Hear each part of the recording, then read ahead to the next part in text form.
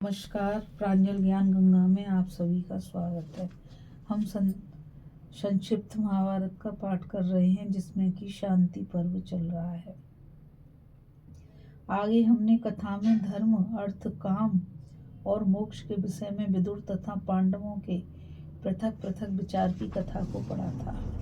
अब हम आगे कथा में मित्र बनाने और ना बनाने योग्य पुरुषों के लक्षण तथा कृतघ्न गौतम की कथा को पढ़ेंगे। युधिष्ठिर ने पूछा, पितामह, सौम्य स्वभाव के मनुष्य कैसे होते हैं? किनके साथ प्रेम करना उत्तम होता है? विषय और वर्तमान में भी कौन से मनुष्य उपकार करने में समर्थ होते हैं? यह सब बताने की कृपा कीजिए। भीष्म जी ने कहा, युधिष्ठिर, किनके साथ संधि करनी चाहिए और किनके साथ नहीं, यह बात मैं तुम्हें ठीक ठीक बता रहा हूँ, ध्यान देकर सुनो। जो लोभी, क्रूर, धर्मत्यागी, कपटी, शठ, शुद्र, पापी, सब पर संदेह करने वाला, आलसी, दिग्सूर्ति, कुटिल, निंदित, संकट के समय साथ छोड़कर चल देने वाला, दुरात्मा, निर्लज्ज, नास्तिक, वेदों की निंदा करने वाला, झूठा, सबके देश का पात्र, चुगलखोर, पापपूर्ण विचार रखने वाला, धूर्त, मित्रों की बुराई करने वाला, दूसरों का धन लेने की इच्छा रखने वाला, बेमौके के क्रोध करने वाला, चंचल चित्त, अकस्मात बैर बांध लेने वाला, अपना काम बनाने के लिए ही मित्रों से मेल रखने वाला, वास्तव में मित्रों का द्वेषी, मुंह से मित्रता की बातें करके भीतर से शत्रु भाव रखने वाला, टेढ़ी नजर से देखने वाला, शराबी, द्वेषी, क्रोधी, निर्दयी, दूसरों को कष्ट देने वाला, मित्रद्रोही, प्राणियों की हिंसा करने वाला, कृतघ्न तथा नीच हो, उसके साथ कभी संधि नहीं करनी चाहिए। अब संधि करने के योग्य पुरुषों को बता रहा हूँ। जो कुलीन, बोलने में पटु, ज्ञान विज्ञान में कुशल, रूपवान, गुणवान, लोभहीन, काम करने से कभी न थकने वाले, कृतज्ञ, सर्वज्ञ, मधुर स्वभाव वाले, सत्य प्रतिज्ञ तथा जितेंद्रिय हों, उन्हीं लोगों को राजा को अपना मित्र बनाना चाहिए। जो अपनी शक्ति के अनुसार कर्तव्य का ठीक ठीक पालन करते और संतुष्ट रहते हैं, जिन्हें बेमौके के क्रोध नहीं आता, जो उदासीन हो जाने पर भी मन से बुराई करना नहीं चाहते, अर्थ के तत्व को समझते हैं और अपने को कष्ट में डालकर भी हितैषी पुरुषों का कार्य सिद्ध करते हैं।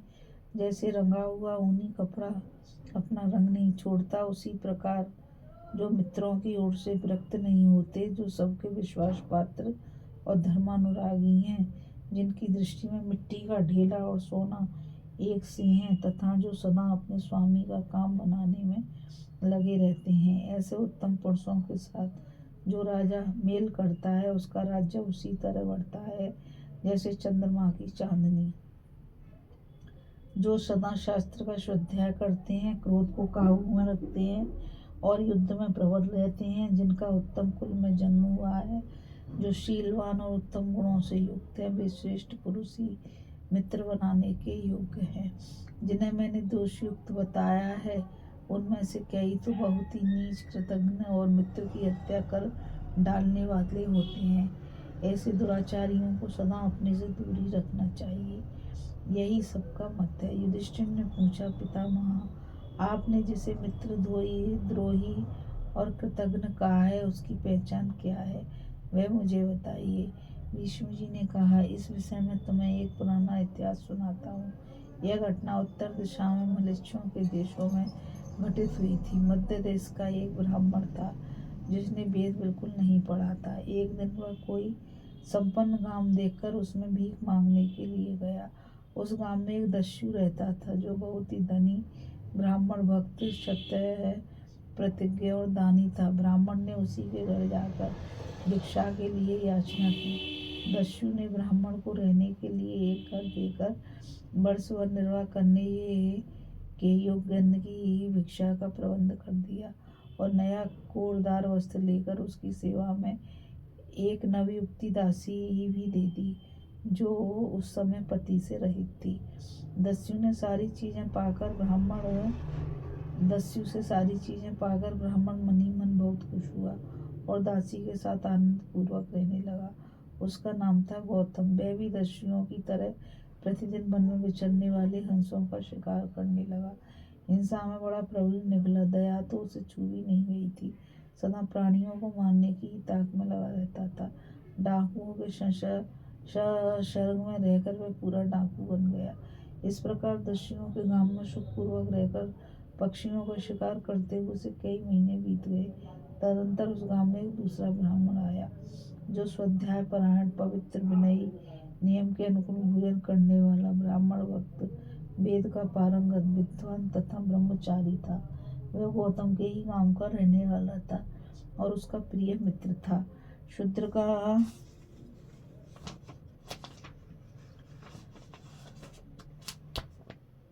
इसलिए उस दस्युओं से भरे हुए गांव में ब्राह्मण के घर की तलाश करता हुआ वह सब ओर विचर रहा था।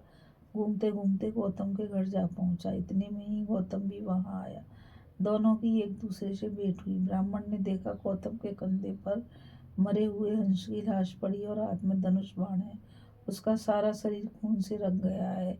देखने में राक्षस सा जान पड़ता है और ब्राह्मण तत्व से भ्रष्ट हो चुका है। इस अवस्था में पड़े हुए गौतम को पहचान कर आगंतुक ब्राह्मण को बड़ा संकोच हुआ।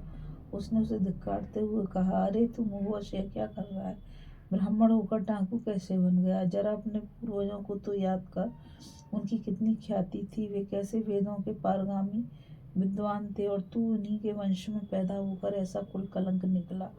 अब भी तो अपने को पहचान। ब्राह्मणोचित शत्रुशील, शास्त्र ज्ञान, संशय तथा दया आदि सद्गुणों को याद करके अब यहाँ लुटेरे में रहना छोड़ दे।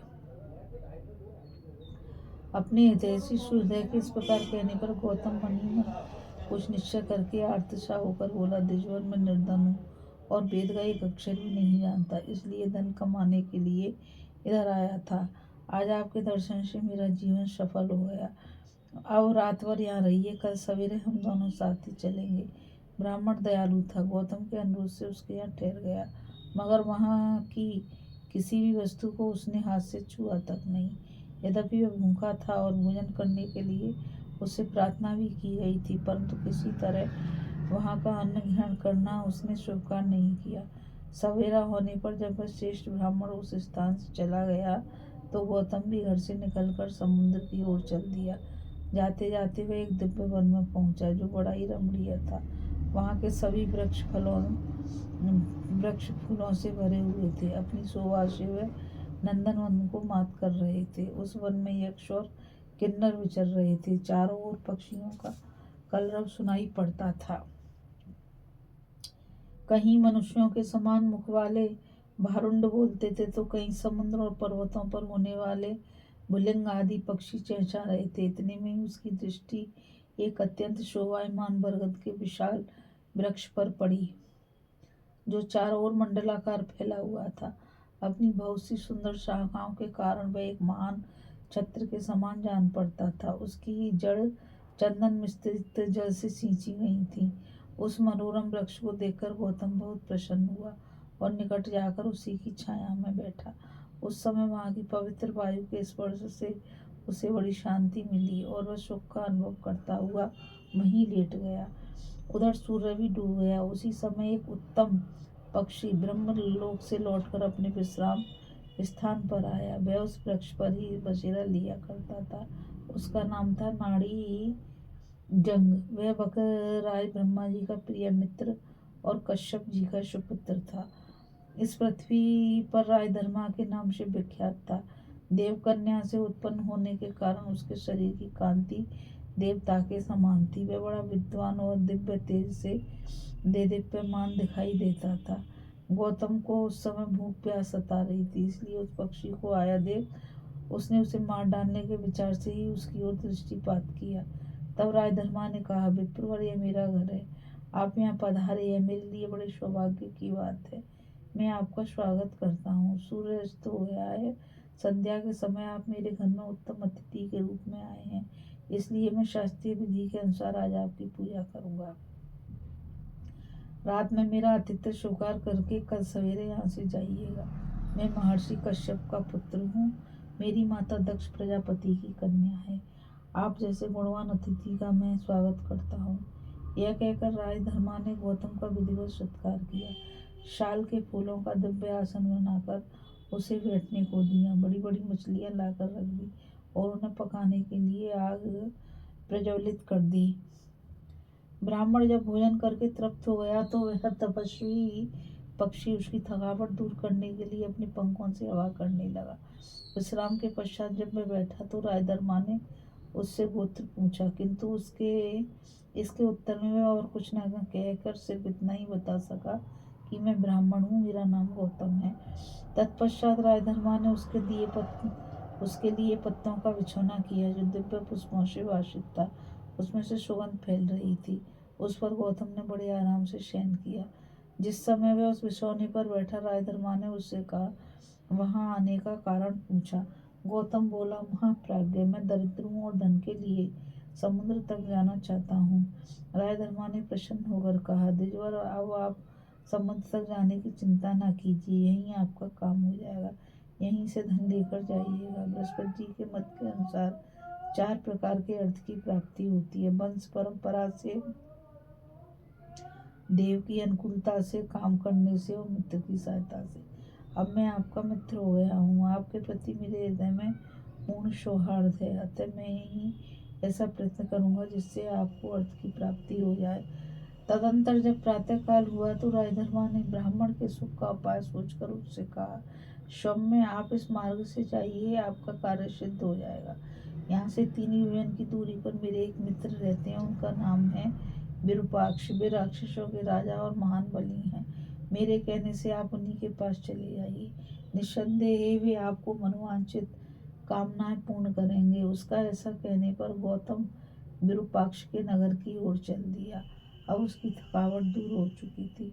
रास्ते में इच्छानुसार अमृत के समान मीठे फल खाता हुआ वह तेजी के साथ आगे बढ़ने लगा और मेरु वज्र नामक नगर में पहुंच गया। उस नगर के चारों ओर पर्वतों का किला और पर्वतों की ही चहार दीवारी थी। उसका दरवाजा भी एक पर्वत ही था। नगर की रक्षा के लिए सब ओर शिला की बड़ी बड़ी चट्टानें और मशीनें थी। राक्षस राज को यह सूचना दी गई कि आपके मित्र ने अपने एक प्रिय अतिथि को आपके पास भेजा है। यह समाचार पाकर उसने सेवकों से कहा, गौतम को नगर द्वार से बुलाकर शीघ्र यहाँ ले आओ। आज्ञा पाते ही उसके नौकर गौतम को पुकारते हुए बाज की तरह झपट कर दरवाजे पर आ पहुंचे और बोले, भाई जल्दी चलो, हमारे राजा तुमसे मिलना चाहते हैं। बुलावा सुनते ही गौतम की थकावट दूर हो गई। वह दौड़ पड़ा। राक्षस राज की महासम्मति देखकर उसे बड़ा विस्मय हो रहा था। वह उन सेवकों के साथ शीघ्र ही राजमहल में जा पहुंचा।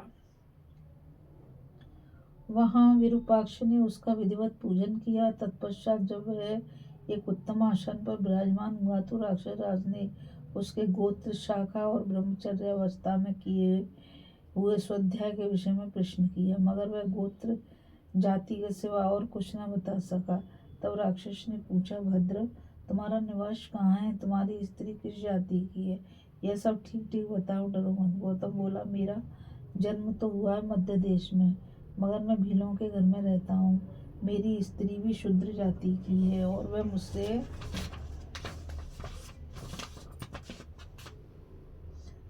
पहले दूसरे की पत्नी रह चुकी है। यह बात मैं आपसे सत्य ही कहता हूँ। यह सुनकर राक्षस राज मन ही मन सोचने लगा, अब किस तरह काम करना चाहिए। यह जन्म से ब्राह्मण और महात्मा राय धर्मा का सुहृदय है।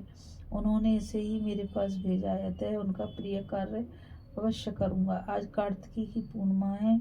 आज के दिन मेरे यहाँ हजारों ब्राह्मण भोजन करेंगे। उनके साथ इसे भी भोजन कराकर धन देना चाहिए। तदंतर भोजन के समय हजारों विद्वान ब्राह्मण स्नान करके रेशमी वस्त्र धारण किए हुए वहां आ पहुंचे। राक्षस राज की आज्ञा से सेवकों ने जमीन पर कुशाओं के सुंदर आसन बिछा दिए। जब ब्राह्मण उन पर विराजमान हो गए तो राजा विरूपाक्ष ने तिल, कुश और जल लेकर उनका विधिवत पूजन किया।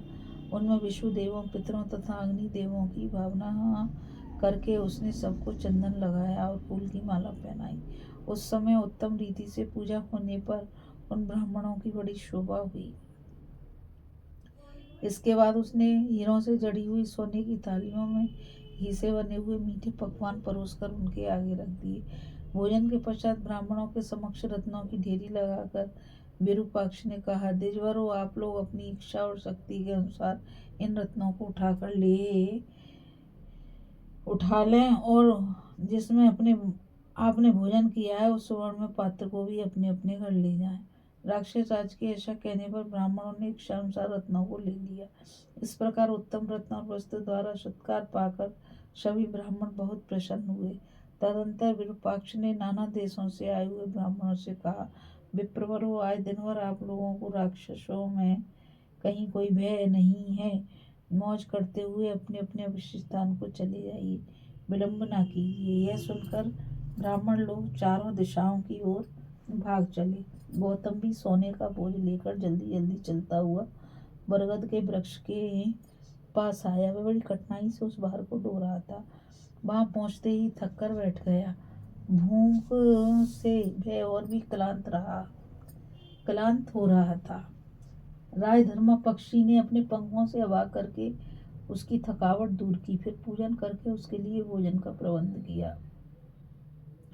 भोजन और विश्राम कर लेने के बाद गौतम ने सोचा, मैंने लोभ तथा मोह के कारण सुवर्ण का बड़ा भारी बोझा उठा लिया है। अभी दूर जाना है और रास्ते में खाने के लिए मेरे पास कुछ भी नहीं है। कैसे प्राण धारण करूं? यही सोचते हुए उस कृतज्ञ ने मन में विचार किया, यह बकों का राजा राजधर्मा मेरे पास ही तो है, क्यों ना इसी को मारकर साथ ले लूं और शीघ्रता पूर्वक यहाँ से चल दूं। भीष्म जी कहते हैं, उस समय वह पक्षी गौतम पर विश्वास करके उसके पास ही सो रहा था। उधर वह दुष्टात्मा और कृतघ्न उसे मार डालने की तरकीब सोच रहा था। उसके सामने ही आग जल रही थी। उसमें से एक जलती हुई लाठी लेकर उसने निश्चिंत सोए हुए राजधर्मा को मार डाला। उसे मारकर गौतम को बड़ी प्रसन्नता हुई। उस हत्या के पाप पर उसकी दृष्टि नहीं गई। उसने मरे हुए पक्षी के पंख और बाल नोचकर उसे आग में पकाया और साथ ले लिया। फिर सोने की गठरी सिर पर लादकर बड़ी तेजी के साथ घर की राह ली। दूसरे दिन विरूपाक्ष ने अपने पुत्र से कहा, बेटा, आज पक्षियों में श्रेष्ठ राजधर्मा का दर्शन नहीं हुआ। वे प्रतिदिन प्रातःकाल ब्रह्मा जी को प्रणाम करने के लिए जाया करते थे और वहां से लौटने पर मुझसे मिले बिना कभी घर नहीं जाते थे। इधर 2 शाम बीत गई किंतु वे मेरे घर नहीं पधारे। अतः आज मन में तरह तरह के संदेह उठ रहे हैं। ना जाने मेरे मित्र को क्या हो गया है, तुम उनका पता लगाओ। कहीं ऐसा ना हो कि वे अधम ब्राह्मणों ने मार डाले। वह बड़ा निर्दयी और दुराचारी जान पड़ता है। सूरज शक्ल तो उसकी ऐसी भयानक थी मानो कोई दुष्ट लुटेरा हो। नीच गौतम यहाँ से लौटकर फिर उन्हीं के पास गया था, इसलिए मेरे मन में उद्वेग हो रहा है। बेटा, तुम यहीं से शीघ्र ही राजधर्मा के स्थान पर जाओ और तुरंत इस बात का पता लगाओ कि वे जीवित हैं या नहीं। पिता की ऐसी आज्ञा पाकर जब वह बहुत से राक्षसों के साथ उस वट वृक्ष के पास गया तो वहां राजधर्मा का कंकाल पड़ा दिखाई दिया। यह देखकर राक्षस राज का पुत्र रो पड़ा और गौतम को पकड़ने के लिए उसने पूरी शक्ति लगाकर पीछा किया। थोड़ी ही दूर जाने पर राक्षसों ने गौतम को पकड़ लिया। उसके साथ ही हड्डियों और पंखों से रहित राजधर्मा की लाश भी मिल गई। उस को लेकर वे तुरंत ही मेरु वज्र में जा पहुंचे। वहां राक्षसों ने राजधर्मा के मृत शरीर और उस पापी एवं कृतघ्न गौतम को राजा के सामने पेश किया। मित्र की यह दशा देख राजा विरूपाक्ष ने मंत्री और पुरोहित के साथ फूट फूट कर रोने लगा। राजमहल में बड़ा कोहराम मचा। स्त्री और बच्चों सहित सारे नगर में मातम छा गया। तदंतर राजा ने कहा, बेटा, इस पापी का वध कर डालो और समस्त राक्षस इसके मांस के टुकड़ों को इच्छा अनुसार बांट कर खा जाए, क्योंकि यह पापात्मा सदा पाप ही किया करता है। राक्षस राज के कहने पर भी राक्षसों को उस पापी का मांस खाने की इच्छा नहीं हुई। उन्होंने सिर झुकाकर प्रणाम करते हुए कहा, महाराज, हाँ, आप हम लोगों को इसका पाप भक्षण करने के लिए न दीजिए। राजा ने कहा, बहुत अच्छा, तुम लोग इस कृतघ्न को दस्युओं के हवाले कर दो। आज्ञा पाते ही राक्षस हाथ में त्रिशूल और पट्टिश लेकर टूट पड़े और उस पापी के टुकड़े टुकड़े करके दस्युओं को देने लगे, किंतु दस्युओं ने भी उसका मांस खाना स्वीकार नहीं किया। मांसाहारी जीव भी कृतघ्न का मांस नहीं खाते। ब्रह्म हत्यारे, शराबी, चोरों, प्रतिज्ञा भंग करने वाले मनुष्यों के लिए पाप से छूटने का प्रायश्चित बताया गया है, मगर कृतघ्न के उद्धार का कोई भी उपाय नहीं कहा गया है। तदंतर विरूपाक्ष ने बकराज के लिए एक चिता तैयार कराई और बहुत से रत्नों, चंदनों तथा वस्त्रों से उसको खूब सजाया। फिर बकराज के शव को उसके ऊपर रखकर उसमें आग लगाई और विधि पूर्वक उसका दाह कर्म संपन्न किया। उसी समय दक्ष कन्या सुरभि वहां आई और आसमान में ऊपर खड़ी हो गई। उनके मुख से दूध मिश्रित फैन निकलकर राजधर्मा की चिता पर गिरा और उसके स्पर्श से वह जीवित उठा। तब वह उड़कर विरूपाक्ष के पास पहुंचा और दोनों मित्र गले मिले। इतने में ही देवराज इंद्र भी विरूपाक्ष के नगर में आ पहुंचे और उससे बोले, बड़े सौभाग्य की बात है कि तुम्हारे द्वारा राजधर्मा को जीवन मिला। इसके बाद राजधर्मा ने इंद्र को प्रणाम करके कहा, सुरेश्वर, यदि आपकी मुझ पर कृपा हो तो मेरे मित्र गौतम को जीवित कर दीजिए। इंद्र ने उसकी बात मान ली और अमृत छिड़ककर उस ब्राह्मण को जीवित कर दिया। गौतम के जीवित होने पर राजधर्मा ने बड़ी प्रसन्नता के साथ उसे मित्र भाव से गले लगाया और उस पापी को धन सहित विदा करके वह अपने स्थान पर आ गया। गौतम पुनः भीलों के ही गांव में जाकर रहने लगा। वहां उसने वह शूद्र जाति की स्त्री के पेट से अनेकों पापाचारी पुत्रों को जन्म दिया।